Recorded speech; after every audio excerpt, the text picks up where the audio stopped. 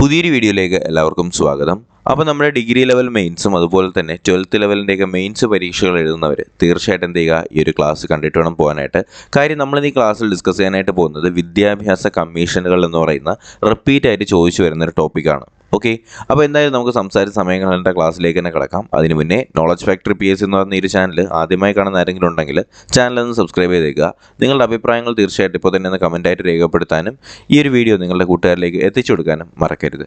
അപ്പോൾ നമുക്ക് ആദ്യം ഒരു കോട്ട് പഠിക്കാം. എന്ന് പറഞ്ഞാൽ നമ്മൾ സ്ഥിരമായിട്ട് കേൾക്കുന്ന ഒരു സാധനമാണ്, ഇന്ത്യയുടെ ഭാവി നിർണ്ണയിക്കപ്പെടുന്നത് ഇന്ത്യയുടെ ക്ലാസ് മുറികളിലാണെന്നല്ലേ. അപ്പോൾ ഇത് പറഞ്ഞതാരെന്നറിയാമോ? ഇന്ത്യയുടെ ഭാവി നിർണ്ണയിക്കപ്പെടുന്നത് ഇന്ത്യയുടെ ക്ലാസ് മുറികളിലാണെന്ന്. അത് പറഞ്ഞത് ഡോക്ടർ DS കോത്താരിയാണ് കേട്ടോ. അപ്പോൾ ഡോക്ടർ DS കോത്താരിയാണ് എന്ത് പറഞ്ഞത്? ഇന്ത്യയുടെ ഭാവി നിർണ്ണയിക്കുന്നത് ഇന്ത്യയുടെ ക്ലാസ് മുറികളിലാണ് എന്ന് പറഞ്ഞത് ആരാണ്? DS കോത്താരിയാണ് കേട്ടോ. DS കോത്താരി. ആരാണ് കോത്താരി, എന്താണ് കോത്താരി കമ്മീഷൻ എന്നൊക്കെ നമുക്ക് താഴോട്ട് പഠിക്കാനായിട്ടുണ്ട്. ഓക്കെ, അപ്പോൾ നമുക്ക് നോക്കാം. ആദ്യമായിട്ട് നമുക്ക് കുറച്ച് പ്രധാനപ്പെട്ട കമ്മീഷനുകൾ. അപ്പോൾ നമ്മളിതിൽ പഠിക്കാനായിട്ട് പോകുന്നത് നമ്മുടെ രാധാകൃഷ്ണൻ കമ്മീഷൻ എന്താണ്, ഡോക്ടർ ലക്ഷ്മണസ്വാമി മുതലിയാർ കമ്മീഷനിൽ എന്താണ് പറയുന്നത്, ഡോക്ടർ S കോത്താരി കമ്മീഷനിൽ എന്താണ് പറയുന്നത്. അപ്പോൾ നമുക്കൊന്ന് ജസ്റ്റ് ഒന്ന് ചെക്ക് ചെയ്ത് നോക്കാം. ആദ്യം നമുക്ക് നോക്കേണ്ടത് ഡോക്ടർ രാധാകൃഷ്ണൻ കമ്മീഷനിൽ എന്താണ് പറയുന്നത്. അപ്പോൾ ഡോക്ടർ രാധാകൃഷ്ണൻ കമ്മീഷൻ വരുന്ന വർഷം ശ്രദ്ധിക്കുക, 1948 എന്ത് ചെയ്യുന്നത്? രാധാകൃഷ്ണൻ കമ്മീഷൻ വരുന്നത് 1948 അറിഞ്ഞിരിക്കുക. അപ്പോൾ ഇതിൻ്റെ ഏറ്റവും പ്രധാനപ്പെട്ട ലക്ഷ്യം എന്ന് പറയുന്നത് സർവകലാശാല വിദ്യാഭ്യാസത്തെക്കുറിച്ചുള്ള പഠനമാണ് കേട്ടോ. അപ്പോൾ രാധാകൃഷ്ണൻ കമ്മീഷൻ്റെ ഏറ്റവും പ്രധാനപ്പെട്ട ലക്ഷ്യം എന്താണ്? സർവകലാശാല വിദ്യാഭ്യാസത്തെക്കുറിച്ചുള്ള പഠനമാണ് നമ്മുടെ രാധാകൃഷ്ണൻ കമ്മീഷൻ്റെ പ്രധാനപ്പെട്ട ലക്ഷ്യം എന്ന് പറയുന്നത്. ഇതിൻ്റെ ഏറ്റവും പ്രധാനപ്പെട്ട ശുപാർശകളാണ് തൊഴിലധിഷ്ഠിത വിദ്യാഭ്യാസ സ്ഥാപനങ്ങൾ തുടങ്ങുക, സ്ത്രീ വിരുദ്ധ അല്ലെങ്കിൽ സ്ത്രീ വിദ്യാഭ്യാസത്തിന് പ്രാധാന്യം നൽകണം, സ്ത്രീ വിദ്യാഭ്യാസത്തിന് പ്രാധാന്യം നൽകണം, അതുപോലെ തന്നെ യൂണിവേഴ്സിറ്റി ഗ്രാൻഡ് കമ്മീഷൻ അല്ലെങ്കിൽ UGC രൂപീകരിക്കണം. അപ്പോൾ നമ്മുടെ രാധാകൃഷ്ണൻ കമ്മീഷൻ്റെ ഏറ്റവും പ്രധാനപ്പെട്ട ശുപാർശകൾ എന്തൊക്കെയാണ്?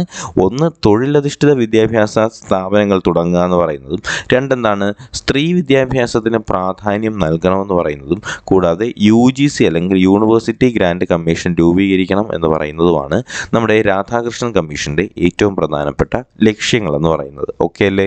അപ്പോൾ സർവകലാശാല വിദ്യാഭ്യാസത്തിനെ കുറിച്ചുള്ള പഠനത്തിന് വേണ്ടി നിലവിൽ വന്ന കമ്മീഷനാണ് എന്ത്?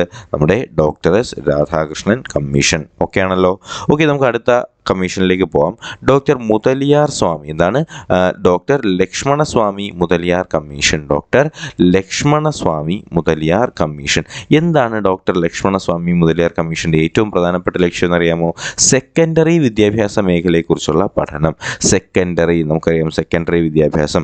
അപ്പോൾ സെക്കൻഡറി വിദ്യാഭ്യാസ മേഖലയെക്കുറിച്ചുള്ള പഠനമാണ് ഡോക്ടർ ലക്ഷ്മണസ്വാമി മുതലിയാർ കമ്മീഷൻ്റെ ഏറ്റവും പ്രധാനപ്പെട്ട ലക്ഷ്യം എന്ന് പറയുന്നത്. അപ്പോൾ ലക്ഷ്മണസ്വാമി മുതലിയാർ കമ്മീഷൻ്റെ ഏറ്റവും പ്രധാനപ്പെട്ട ലക്ഷ്യം എന്താണ്? സെക്കൻഡറി വിദ്യാഭ്യാസത്തെക്കുറിച്ചുള്ള പഠനമാണ് ലക്ഷ്മണസ്വാമി മുതലിയാർ കമ്മീഷൻ്റെ ഏറ്റവും പ്രധാനപ്പെട്ട ലക്ഷ്യമായിട്ട് വരുന്നത്. മാത്രമല്ല ഇതിൻ്റെ ഏറ്റവും പ്രധാനപ്പെട്ട അജണ്ടകൾ എന്ന് പറയുന്നത്, ഒന്ന്, ത്രിഭാഷാ പദ്ധതി നടപ്പിലാക്കുക. എന്താണ്? ത്രിഭാഷാ പദ്ധതി നടപ്പിലാക്കുക. സെക്കൻഡറി തലത്തിൽ വിദ്യാഭ്യാസ കമ്മീഷനുകൾ രൂപീകരിക്കുക, വിവിധോദ്ദേശ സ്കൂളുകൾ സ്ഥാപിക്കുക, അധ്യാപക പരിശീലന സമിതി രൂപീകരിക്കുക. അപ്പോൾ നമ്മുടെ ലക്ഷ്മണസ്വാമി മുതലിയാർ കമ്മീഷൻ്റെ ഏറ്റവും പ്രധാനപ്പെട്ട ലക്ഷ്യങ്ങൾ എന്തൊക്കെയാണ്? ഒന്നെന്ന് പറയുന്നത് ത്രിഭാഷാ പദ്ധതി നടപ്പിലാക്കുക, രണ്ട്, സെക്കൻഡറി തലത്തിൽ വിദ്യാഭ്യാസ കമ്മീഷനുകൾ രൂപീകരിക്കുക, മൂന്ന്, വിവിധോദ്ദേശ സ്കൂളുകൾ സ്ഥാപിക്കുക, നാല്, അധ്യാപക പരിശീലന സമിതി രൂപീകരിക്കുക. അപ്പോൾ ഇത്രയാണ് നമ്മുടെ മുതലിയാർ കമ്മീഷൻ്റെ ഏറ്റവും പ്രധാനപ്പെട്ട ലക്ഷ്യങ്ങളും അതിൻ്റെ ഏറ്റവും പ്രധാനപ്പെട്ട ഗോളുകളും എന്ന് പറയുന്നത്. ഓക്കെ അല്ലേ?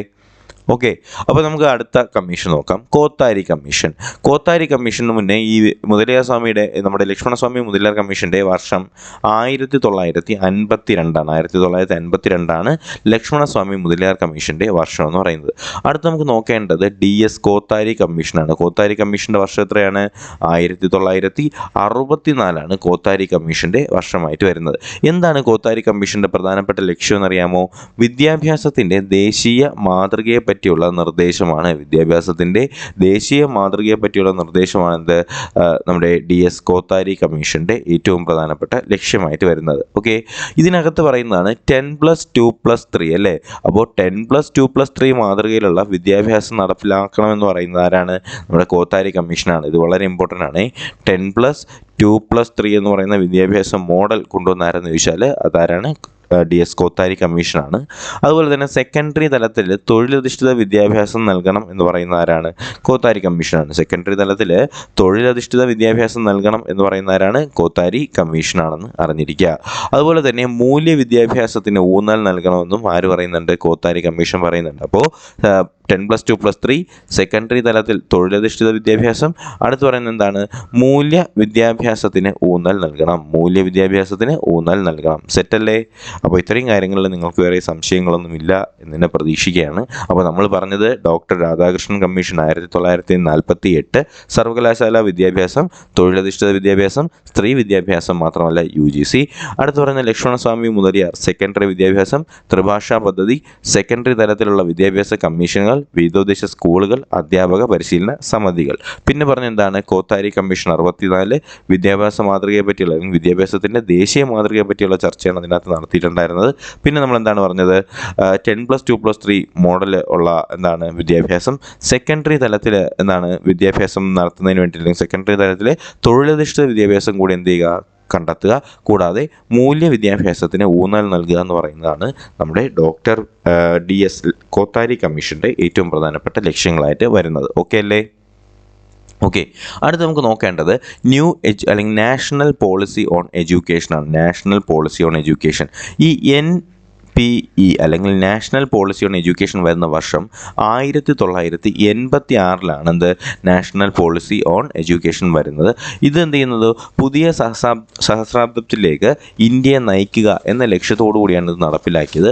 1986 ദേശീയ വിദ്യാഭ്യാസ നയത്തിൻ്റെ പ്രധാന ലക്ഷ്യങ്ങൾ താഴെ പറയുന്നുണ്ട്. അപ്പോൾ എന്തായാലും നമ്മുടെ ദേശീയ അല്ലെങ്കിൽ നമ്മുടെ ഏറ്റവും പുതുതായിട്ടുള്ളത്, ഏറ്റവും പുതുതിന് മുന്നേ ഉള്ളത് പറയുമ്പോൾ 1986 ദേശീയ വിദ്യാഭ്യാസ നയം വരുന്ന വർഷം ചോദിച്ചാൽ 1986 അല്ലേ? 1986 ദേശീയ വിദ്യാഭ്യാസ നയം വരുന്ന വർഷം. അത് ശ്രദ്ധിക്കണേ.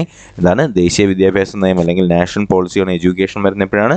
1986 അറിഞ്ഞിരിക്കുക. 86. ഓക്കെ, അപ്പോൾ നമുക്കിനി നോക്കേണ്ടത് ഈ 86 വന്ന ഈ ദേശീയ വിദ്യാഭ്യാസ നയത്തിൻ്റെ പ്രധാനപ്പെട്ട ലക്ഷ്യങ്ങളാണ്. എന്തൊക്കെയാണ്? ഒന്നെന്ന് പറയുന്നത് പ്രാഥമിക വിദ്യാഭ്യാസത്തിനും തുടർ വിദ്യാഭ്യാസത്തിനും പ്രാധാന്യം നൽകൽ. ഇത് പറയുന്നത് എന്തിൻ്റെയാണ്? 1986 വന്ന നാഷണൽ പോളിസി ഓൺ എഡ്യൂക്കേഷൻ്റെ ലക്ഷ്യങ്ങളാണ്. പ്രാഥമിക വിദ്യാഭ്യാസത്തിനും തുടർ വിദ്യാഭ്യാസത്തിനും എന്ത് ചെയ്യുക? ഊന്നൽ കൊടുക്കുക.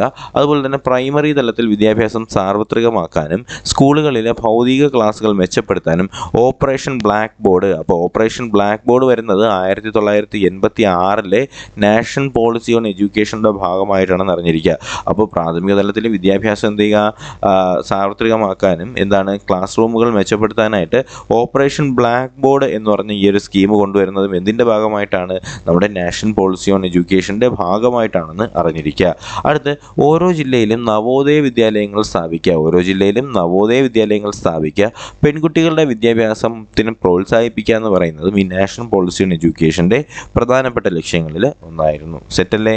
അപ്പോൾ ഇത്രയും പറഞ്ഞ കാര്യങ്ങളിൽ യാതൊരു സംശയവും ഇല്ലാന്ന് തന്നെ പ്രതീക്ഷിക്കുകയാണ്. അപ്പോൾ നമുക്ക് എന്തായാലും അടുത്ത പോയിന്റിലേക്ക് പോകാം. അടുത്ത് നമുക്ക് നോക്കേണ്ടതാണ് മൗലാന അബ്ദുൽ കലാം ആസാദിനെ കുറിച്ച്. ഓക്കെ, അപ്പം മൗലാന അബുൽ കലാം ആസാദിനെ കുറിച്ച് പറയുകയാണെങ്കിൽ സ്വതന്ത്ര ഇന്ത്യയുടെ ആദ്യത്തെ വിദ്യാഭ്യാസ മന്ത്രിയാണ് ആര്? മൗലാന അബുൽ കലാം ആസാദ്. സ്വതന്ത്ര ഇന്ത്യയുടെ വിദ്യാഭ്യാസ നയം രൂപപ്പെടുത്തുന്നതിൽ അദ്ദേഹം സുപ്രധാന പങ്ക് വഹിച്ചിട്ടുണ്ട്. ഇന്ത്യയുടെ അല്ലെങ്കിൽ അദ്ദേഹത്തിൻ്റെ ജന്മദിനമായിട്ടുള്ള നവംബർ 11, ശ്രദ്ധിക്കണം, അദ്ദേഹത്തിൻ്റെ ജന്മദിനമാണ് നവംബർ 11. അപ്പോൾ ഈ ദിനമാണ് നമ്മൾ എന്ത് ചെയ്യുന്നത്? ദേശീയ വിദ്യാഭ്യാസ ദിനം അല്ലെങ്കിൽ നാഷണൽ എഡ്യൂക്കേഷൻ ഡേ ആയിട്ട് ആചരിക്കുന്നത് എന്നാണ്. നവംബർ 11 നമ്മുടെ മൗലാന അബുൽ കലാം ആസാദിൻ്റെ ജന്മദിനമാണ്. അദ്ദേഹം രചിച്ച ഒരു ശ്രദ്ധേയമായ ഗ്രന്ഥമാണ് ഇന്ത്യ വിൻസ് ഫ്രീഡം. അപ്പോൾ ഇന്ത്യ വിൻസ് ഫ്രീഡം എന്ന് പറയുന്ന ആരുടെ പുസ്തകമാണ്? മൗലാന അബുൽ കലാം ആസാദിൻ്റെ പുസ്തകമാണ് ഇന്ത്യ വിൻസ് ഫ്രീഡം. ഓക്കെ, വിദ്യാഭ്യാസ രംഗത്ത് ശ്രദ്ധേയമായ മാറ്റങ്ങൾക്ക് തുടക്കം കുറിക്കാൻ പുത്തൻ വിദ്യാഭ്യാസ നയത്തിന് കഴിഞ്ഞു. 2009 എന്ത് ചെയ്യുന്നു? ഇന്ത്യ ഗവൺമെൻറ് വിദ്യാഭ്യാസം മൗലിക അവകാശമാക്കിക്കൊണ്ട് നിയമം പാസ്സാക്കുന്നു.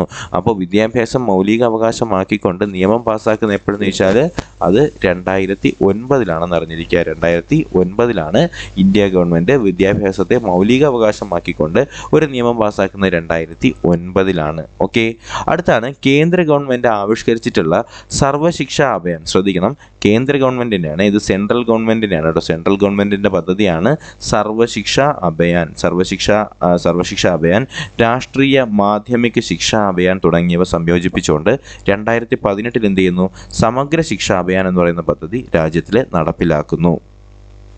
അപ്പോൾ ശ്രദ്ധിക്കുക, നമ്മുടെ സർവ്വ ശിക്ഷാ അഭിയാൻ അല്ലെങ്കിൽ SSAയും അതുപോലെ തന്നെ രാഷ്ട്രീയ മാധ്യമിക ശിക്ഷാ അഭിയാൻ അല്ലെങ്കിൽ RMSAയും കൂടി യോജിപ്പിച്ചുകൊണ്ട് എന്ത് ചെയ്യുന്നു, 2018 നിലവിൽ വരുന്നതാണ് സമഗ്ര ശിക്ഷാ അഭിയാൻ.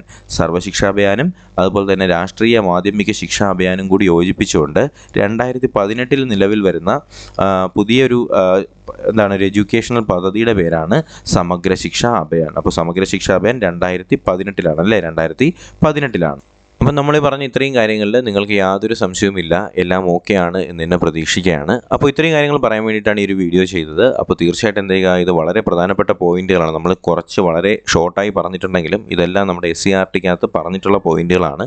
അപ്പോൾ നമുക്ക് ഇതേപോലെ വരുന്ന ദിവസങ്ങളിൽ എന്ത് ചെയ്യാം, ഇതുപോലെ SCRTക്കകത്ത് നിന്ന് ചോദിക്കാൻ സാധ്യതയുള്ള ടോപ്പിക്കുകളും കൂടി നമുക്ക് എന്ത് ചെയ്യാം, കൂടെ ഡിസ്കസ് ചെയ്ത് പോകാം കേട്ടോ. അപ്പോൾ എന്തായാലും ഈ ഒരു പോയിന്റ് എന്ന് പറയുമ്പോഴത്തേക്കും നമ്മുടെ ഈ ദേശീയ വിദ്യാഭ്യാസ കമ്മീഷനുകൾ അല്ലെങ്കിൽ വിദ്യാഭ്യാസ കമ്മീഷൻ എന്ന് പറയുന്ന ഈ പോയിന്റും അതുപോലെ തന്നെ ഇതിനകത്ത് പറഞ്ഞിട്ടുള്ള നമ്മുടെ Radhakrishnan commission, Lakshmanaswami Mudaliar commission, Kothari commission എന്താണ്, അതുപോലെ തന്നെ 1986 വിദ്യാഭ്യാസ നയം അല്ലെങ്കിൽ ദേശീയ വിദ്യാഭ്യാസ നയത്തിൻ്റെ ലക്ഷ്യങ്ങൾ എന്താണ്, മൗലാന അബുൽ കലാം ആസാദ് ആരാണ്, അതുപോലെ തന്നെ എന്താണ് സമഗ്ര ശിക്ഷാ അഭിയാൻ എന്ന് പറയുന്നത് എന്തിൻ്റെയൊക്കെ സംയോജനമാണ്, നമ്മുടെ സർവ്വശിക്ഷാ അഭിയാൻ്റെയും അതുപോലെ തന്നെ രാഷ്ട്രീയ മാധ്യമിക ശിക്ഷാ അഭിയാൻ്റെയും ഒരു സംയോജനമാണെന്ത് 2018 സമഗ്ര ശിക്ഷാ അഭിയാനായി മാറിയത് എന്നുള്ള കാര്യങ്ങളൊക്കെ നിങ്ങൾ എന്ത് ചെയ്യുക, ഒന്ന് വ്യക്തമായിട്ട് പക്കയായി പഠിച്ച് മനസ്സിലാക്കുക.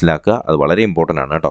അപ്പോൾ എന്തായാലും വരുന്ന ദിവസങ്ങളിൽ കൂടുതൽ ക്ലാസ്സുകളും അതുപോലെ തന്നെ പോയിന്റുകളൊക്കെ ആയിട്ട് നമുക്ക് വീണ്ടും കാണാം. അതുവരെയ്ക്കും എല്ലാവർക്കും bye bye, good bye, take care.